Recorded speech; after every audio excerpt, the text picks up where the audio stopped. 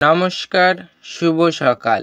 এখানে উপস্থিত মাননীয় অতিথি মহাশয়, শ্রদ্ধেয় প্রধান শিক্ষক মহাশয়, সকল শিক্ষক শিক্ষিকাদের জানাই প্রণাম এবং বন্ধু বান্ধবদের জানাই আন্তরিক ভালোবাসা।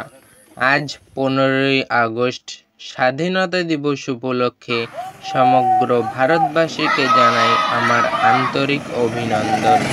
এই বিশেষ দিনে স্বাধীনতা দিবস উপলক্ষে সমগ্র ভারতবাসীকে জানাই 1947 সালের 15ই আগস্ট আমাদের প্রিয় দেশ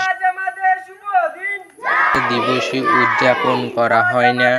আজকের এই দিনে মহান অমর হয়ে যাওয়া শহীদদের সম্মান ও শ্রদ্ধা জানানো হয়। এই বিশেষ দিনে সমস্ত স্কুল, কলেজ, অফিস, আদালতে পতাকা উত্তোলন করে জাতীয় সঙ্গীত গাওয়া হয়।